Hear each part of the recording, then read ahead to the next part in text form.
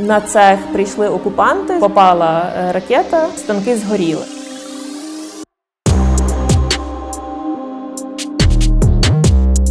Це все-таки наше поле бою, наш бренд, там, де в нас є багато підписників, є багато людей, які можуть і хочуть допомогти фінансово. Гроші на ЗСУ потрібні вже. Ми тоді зібрали 600 тисяч гривень за перші 2 дні продажу. Привіт, я Марта, співвласниця бренду Dodo Socks. В нашій країні війна, але ми продовжуємо в'язати шкарпетки і їбашити русню.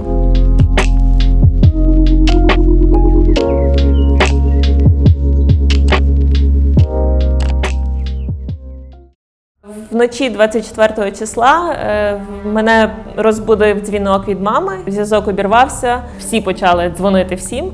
Коли пішли перші вибухи в Києві, побачила, що в Телеграмі там сипеться просто в нашому робочому. До нас зразу звернулися стосовно там потрібні шкарпетки на ЗСУ, на тероборону. Ми там приїхали на склад, пакували ці всі шкарпетки. Росія здійснила удари по нашій військовій інфраструктурі та по нашим прикордонникам. Ми вводимо воєнний стан на всій території нашої держави.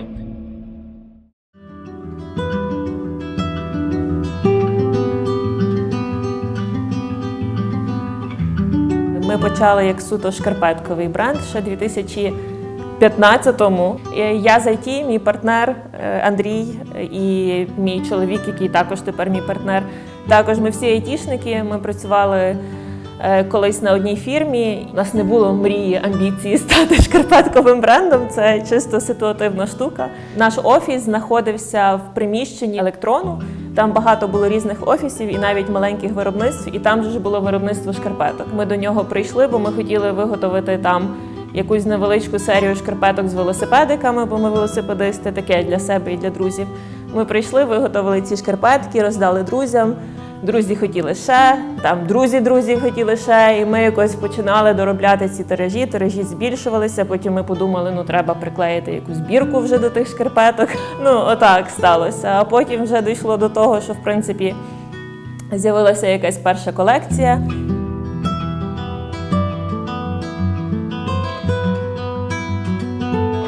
Наш основний, навіть не основний, єдиний партнер в напрямку шкарпеток – це Рубіжанська шкарпеткова мануфактура, в Рубіжному вони знаходяться.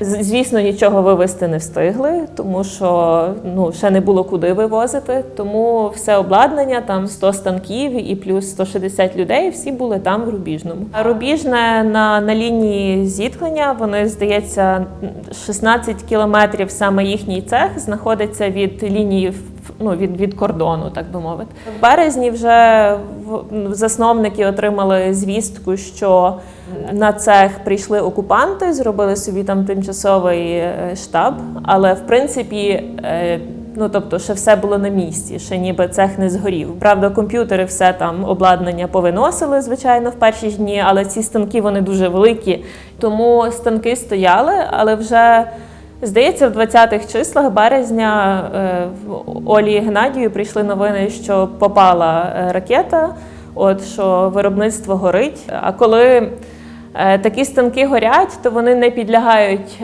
ремонту, тому що там дуже є делікатні голки, делікатні запчастини, які змазані маслом, воно горить дуже сильно, воно плавиться, тобто вони не підлягають ніякого відновленню і ремонту.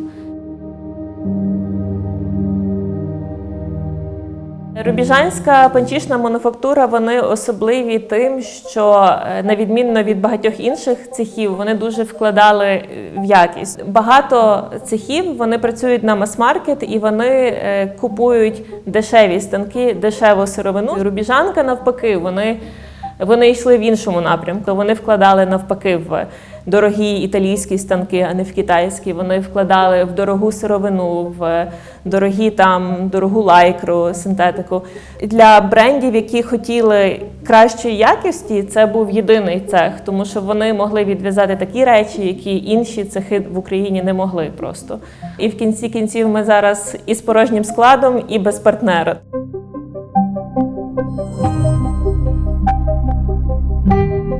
Ми займалися волонтерством, і Власне, ми деякий час в такому темпі поїздили, там хтось робив коктейлі молота, хтось там сітки. Зрозуміли, що насправді наше основне і найефективніше поле бою – це все-таки наш бренд, там, де в нас є багато підписників, є багато людей, які можуть і хочуть допомогти фінансово.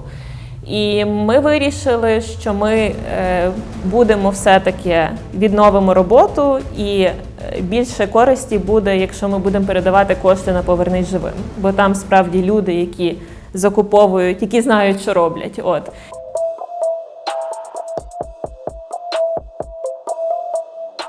З нашим офісом ми домовились, що ми розробимо таку воєнну колекцію шкарпеток, зробимо пресейл і також будемо передавати кошти з продажу на «Повернись живим», усю виручку. Початок березня ми запустили першу колекцію, і ми тоді зібрали 600 тисяч гривень за перші 2 дні продажу. І ми тоді зрозуміли, це все-таки наше поле бою, це місце, де ми є найсильніші, тоді будемо працювати в цьому напрямку.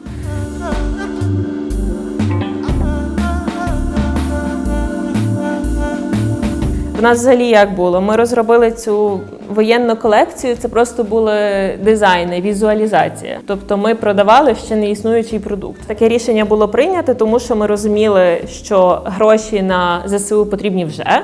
Тобто ми це афішували, що це є пресейл, ви отримаєте свої шкарпетки через 3-4 тижні, коли вони виготовляться. Звичайно, була проблема, бо в нас не було виробництва на той час. Тому були проблеми, але ми знайшли виробництво невеличке, таке дуже крафтове у Львові, і вони відв'язали. Там також молоді люди, казали, звичайно, відв'язали нам замовлення.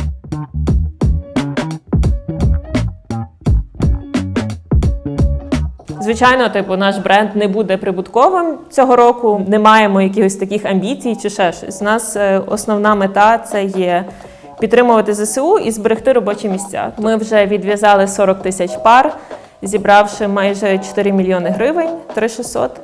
Починаємо зараз переговори з іншим цехом в Червонограді для того, щоб в'язати нашу постійну колекцію також.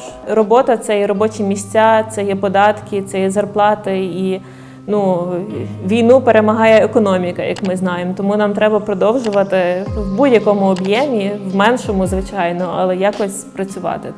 Ми тягнемо самі, в принципі. Ми тягнемо за рахунок того, що ми трошки поміняли напрямок, змістили акценти шкарпеток на білизну і на поліграфію, але зараз наші партнери з Рубіжного будуть відновлювати цех, і вони потребують допомоги, тому що в них є люди, яким вони продовжували весь цей час платити зарплати, хоча в них є кредити, в них знищене виробництво, в них зараз немає жодних прибутків. Тому потрібна допомога нашим партнерам, з якими ми скоро будемо відновлювати співпрацю. І найкраща наша допомога – це буде великі об'ємні замовлення. Чим більше ми зможемо продавати шкарпеток, тим більше шансів Рубіжному швидше стати на ноги, Рубіжній мануфактурі. І це більші шанси людям платити зарплату, тим, хто покинув Рубіжне і зараз переїхав у Львів.